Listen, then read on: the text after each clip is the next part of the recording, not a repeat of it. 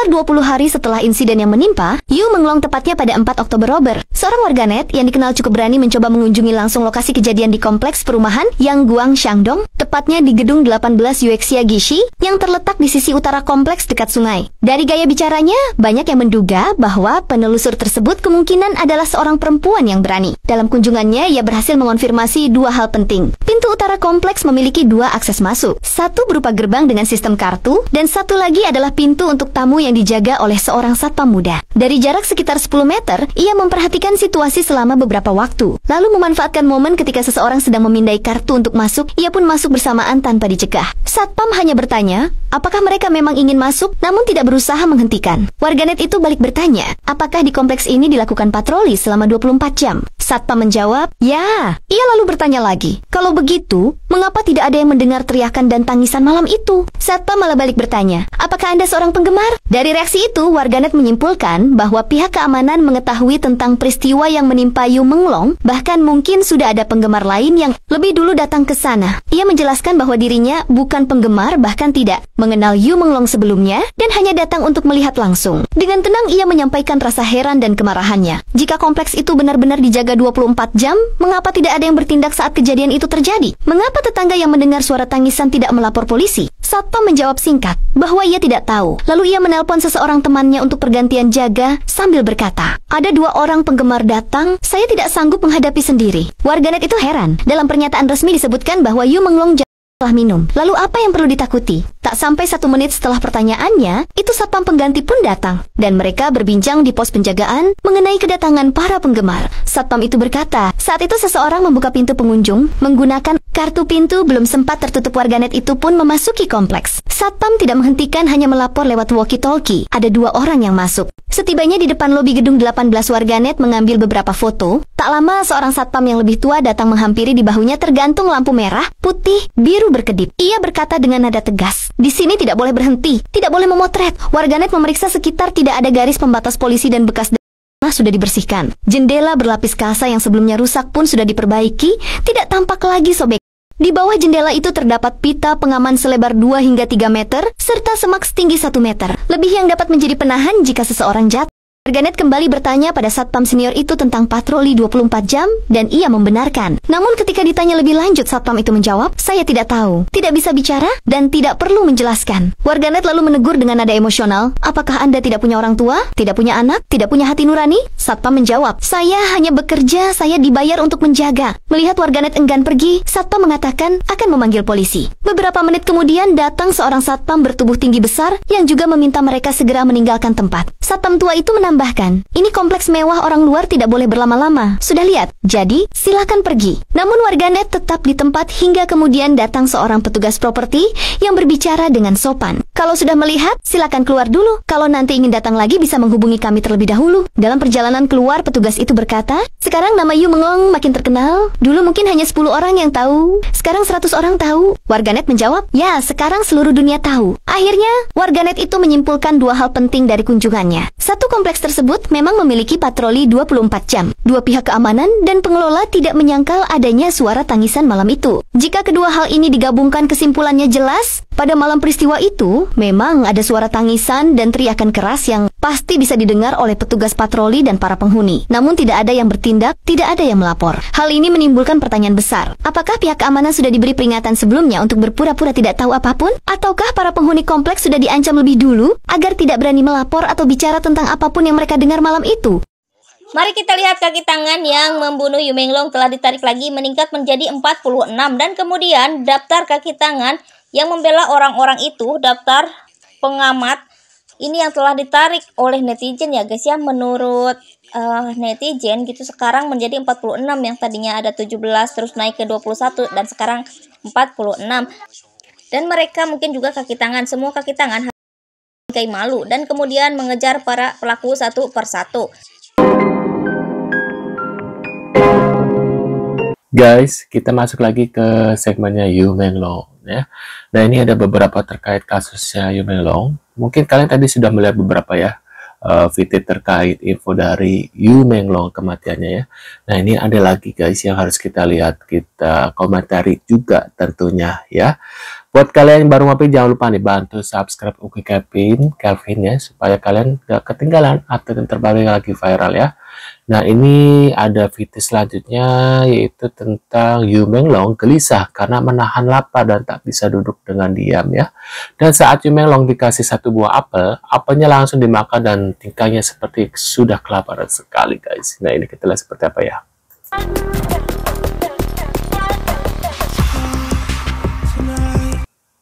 Kasihan ya.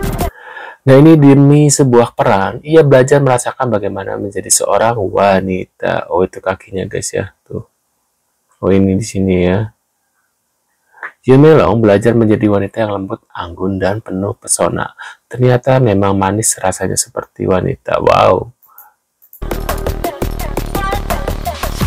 Nah, Sama-sama sudah ditargetkan. Itulah kata-kata semua menjadi keadilan, jangan sampai ada korban kembali, katanya gitu guys ya. Sama-sama sudah ditargetkan katanya Guo Junchen sama Yu Menglong ya. orang ketika melihat anak polos berdua ini, disebutkan mereka berasal dari agensi yang sama. Pernah berfoto dengan konsep benang merah seperti di museum viral itu. Sama-sama berhati lembut dan gampang menangis, dan satu hal yang paling penting, ketika ulang tahun mereka sama-sama pernah dikasih kue persik merah, dan itu artinya mereka sudah tidak bisa keluar lagi dari agensi yang menaungi mereka. Tak disangka, mimpi besar mereka lenyap dalam sekejap mata.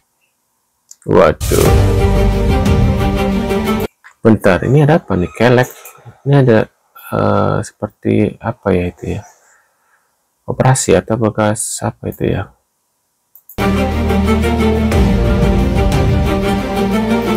Waduh. Kira-kira bekas apa ya di lehernya? Ini adalah live terakhir Yu Menglong dan Ini live terakhir Menglong dengan perut keroncongan ya. juga ini berlokasikan di lorong museum yang lagi viral. Permasalahannya sekarang bukan itu. Coba kalian dengarkan suara perut Yu Menglong yang keroncongan. Di situ ada fans yang bertanya, apakah kamu sudah makan? Menglong menjawab, belum, dan bilang kalau ia sedang lapar. Di live itu perutnya beberapa kali berbunyi dan ia hanya meminum air putih.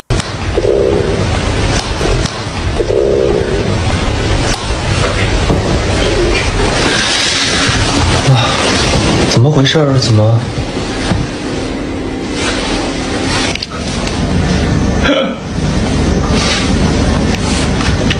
我看到对面的同事们就觉得我已经尬死在这儿了，所以怎么办？还没有练好。 Waduh. Nih, ada kebenaran yang tak terbantahkan, begitu banyak orang yang mencintaimu katanya ya. Di tengah keheningan sebuah kafe tua, seorang ikon besar dunia hiburan Tiongkok duduk termenung katanya. Banyak orang tersentuh dan ikut merasakan kehilangan besar ini ya. Nama Yu Menglong kini bukan sekedar nama, tapi kenangan yang hidup dalam hati banyak orang.